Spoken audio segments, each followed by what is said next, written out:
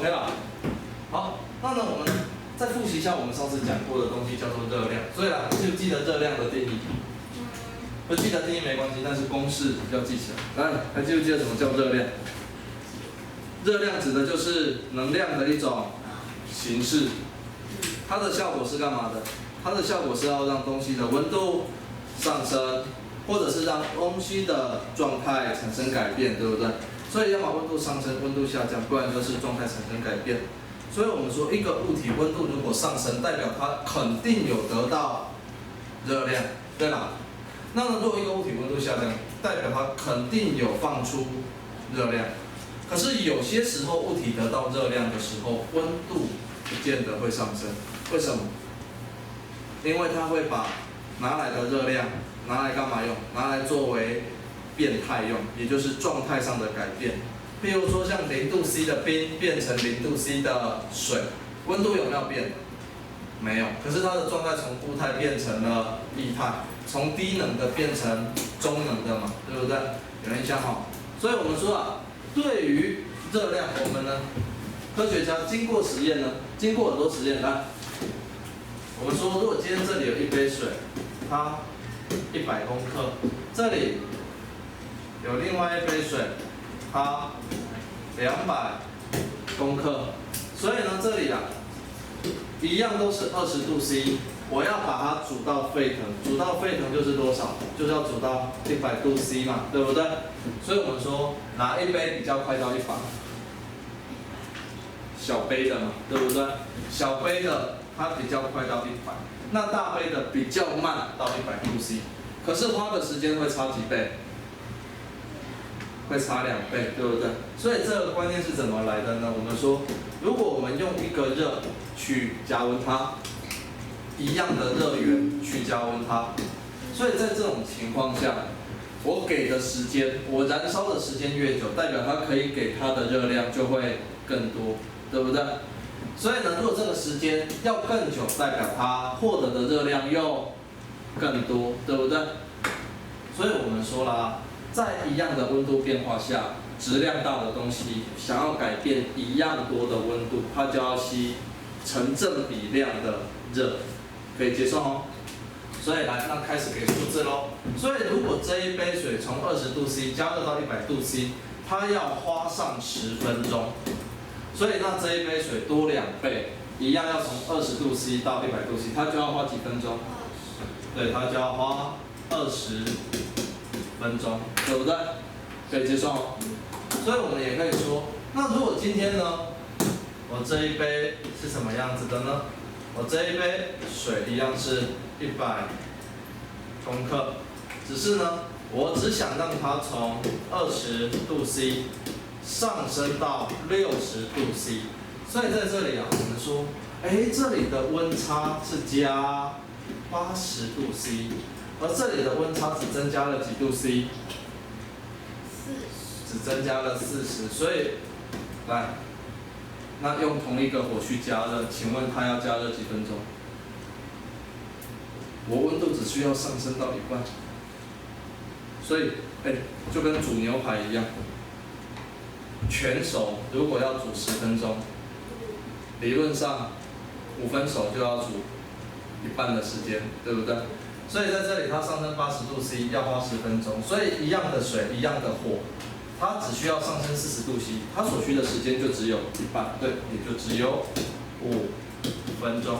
所以呢，我们把这些概念把它整理起来，就会得到我们说的这个公式，叫做 H 等于什么 ？M 乘上 delta T。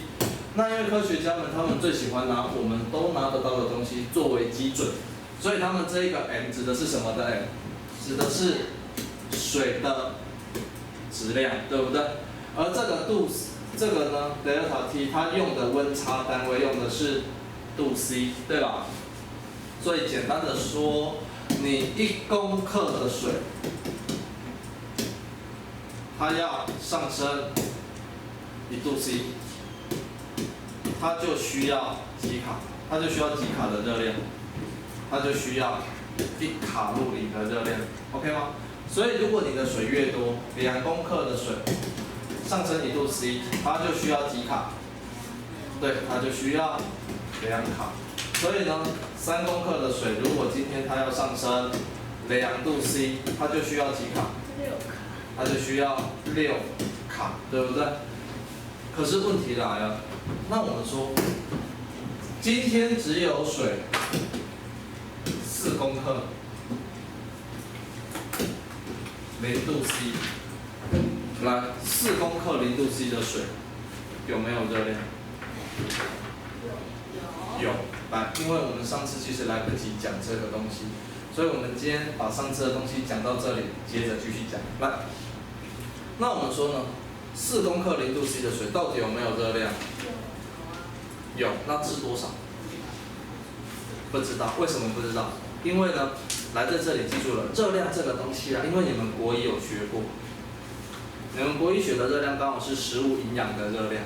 像什么1公克的淀粉，跟着1公克的糖类，它可以产生4大卡的热，对不对？4大卡就是4000卡，所以1公克的蛋白质也有4大卡，1公克的脂质可以产生9大卡。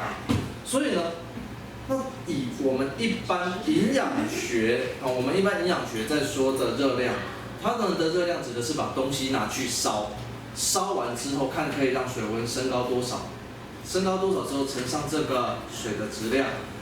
他们就可以知道说这个食物的热量有多少。所以呢，在营养学中，我们说的热量指的是食物被我们消化、吸收，然后经过新陈代谢把它燃烧掉之后，它可以放出来的热。所以在营养学里面，水是没有热量的东西，对不对？维生素、矿物质还有水，这3个是没有热量的嘛，对吧？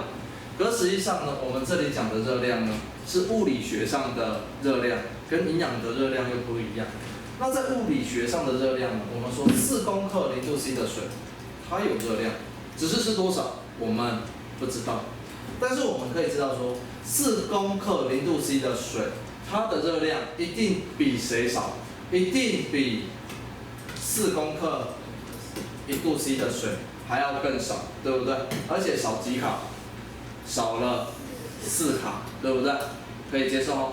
所以在这里特别注意啦，为什么呢？你们课本很喜欢写 H， 但是我超讨厌写 H， 我反而喜欢写 delta H， 因为 delta 代表有相差的意思。所以呢，你只有一个质量，只有一个温度，你是比较不出热量的。你必须要有质量，而且还要有温差，你才有办法比较出热量 ，OK 吗？所以呢，那呢，人家如果问，4公克1度 C 的水跟3公克1度 C 的水，谁的热量多？谁的热量少？这个有没有办法比？实际上也没有办法比，因为热量的差异这种东西只能自己跟自己比，所以它必须是同质量下才可以比 ，OK 吗？所以呢，它在同质量下，而且呢产生了温差，所以这里才要用delta T， 它才有办法拿来比较热量，对不对？有没有问题？好，来，所以呢，我们上次呢大概把热量的部分讲完了，所以新同学这里有没有什么问题？好，所以这可以理解吧？因为你们以前应该也讲过类似的东西，好，你们以前在国应该有讲过那个。这里如果放一杯水，然后这里给它插一根头刀，然后把头刀放火拿来烧，然后烧完之后就可以知道水温上升多少，就可以知道一颗土豆的含热量有多少，对不对？有做过这个实验吗？至少题目中有看过这个实验，有吧？我都没记忆了。都没记忆了。有吗？代表你国一过得太开心了，因为太开心所以都忘记了。好，所以呢到这里呢。如果没什么问题的话呢，我们呢就可以知道说啊，像热量呢，它最爱考的东西其实不外乎几个，其实不外乎几个，就是什么呢？土。所以来我们说，如果呢这里是 T， 单位呢当然用的是 C， 而这里呢指的是 T， 单位用的是分钟，那指的就是加热时间跟温度的关系图，对吧？所以我们说，如果2杯水一起加热，一杯的温度是这样子咻冲上去，另外一杯的温度是这样子爬上去，慢慢爬。来，赶快判断一下，哪一杯的质量大？写的质量大概是平缓的质量大，平缓的质量大。为什么？因为质量大的东西，你给它一样的加热时间，代表它就会获得一样的热量。可是它温度却只增加了一点点而已。所以我们说啊 ，H 等于 m delta T。所以在这里呢，如果你的 H 是固定不变，是相同的，所以反过来就代表温差大的质量小，而温差小的质量大，对不对？可以接受吗？所以啦，那我们开始给它一点数字喽。所以如果这里是20度C， 这里是30度C， 这里是55度C， 来，所以呢，我们假设说这一杯是200公克，来，那这一杯应该是几公克？来，这个也是上次来不及讲的。来，这是几公克？所以来在这里各位特别小心的，来，今天从这里开始是新的东西了，要专心听的。来，那我们说呢，遇到这种东西，我们通常都会做一个假设，什么样子的假设？我假设说，如果我这一个加热器每1分钟可以给 H 卡，对不对？所以呢，没关系。那代表说，他们在这个情况下，他们的热量 H 是相同的，对不对？所以我说 H 会等于这一杯200公克的水，它上升了多少度的温度？这里从20到55是不是上升了35度 C 的温度，对不对？所以一样的热量，它也会被变成什么呢？我这个质量不知道，我设成 m， 但是我只知道一件事情，它只上升了10度 C。所以来根据这2个式子，来，你们就有办法处理了。因为这个 H 其实重不重要？好像没那么重要。所以来上下可以消的消一消，消完之后我们可以得到 m 就会等于700公克，对不对 ？OK 吗？来，小心哦。那这种题目还有另外一种更变态的考法，因为我们上次只有讲到给数字这里，对吧？那这种题目呢，有时候会出一种比较变态的考法，不同温度，而且还不同温差，而且还不同的加热时间。所以呢，我们呢来看一下，那这一种题目呢，它的长相呢应该会是怎么样哦？那么如果今天呢有一个加热器是这样子，另外一个是这样子，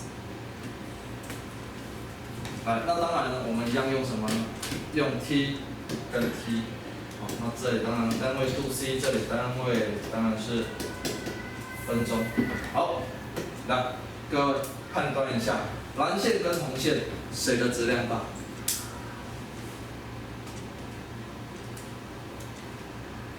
蓝线跟红线谁的质量比较大？跟上面不一样的，对不对？有点怀疑。来，蓝线跟红线谁的质量大？这个题目会出哦，这种题目会出哦。你觉得是蓝线？那你觉得红线？来，实际上是红线。实际上是红线，为什么？来，因为它比较平，对，它比较平，对，它比较平缓，就代表它的温度变化比较没有那么大。所以实际上呢，我们呢随随便便呢，这样子画一下，我们就可以知道说，蓝色的这一个温度变化有多大？是不是温度变化那么大？对不对？而红线的部分呢，它的温度变化才一点点而已，对不对？所以温度变化大的质量会比较小 ，OK 吗？所以到这里这一种基本型 ，OK 哦。好，所以呢，来，既然各位会判断之后，来，我们呢就开始给它数字了。来，那呢，我们来看一下，如果这个红的呢，它一开始的温度呢是50度好了，它加热10分钟之后，温度变成70度，而蓝的呢，它一开始的温度只有20度，结果它加热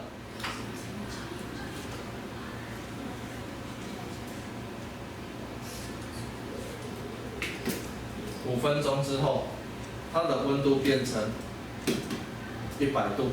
来，请问一下，假设这一杯是120公克，那红色的这一杯应该是几公克的水？所以像这种题目呢，我们就要回到我们刚刚一开始讲的这种东西上。所以我们可以说呢，蓝色的东西，因为它加热5分钟，对不对？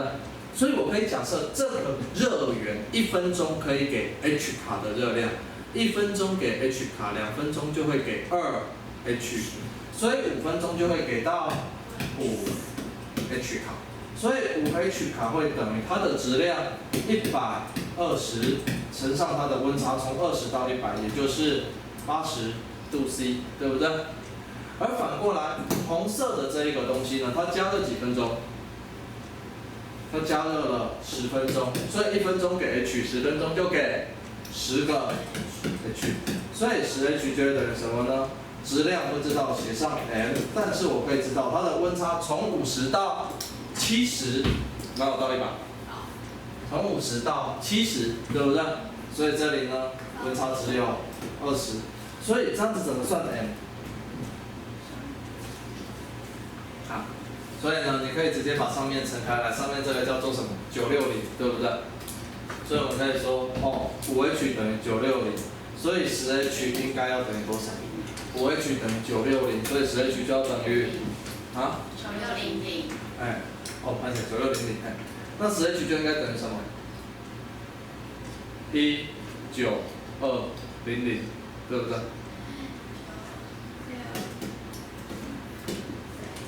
对吧 ？OK 吗？所以我们说 m 乘20等于19200，所以我们可以得到 m 就要等于多少？m 就要等于多少？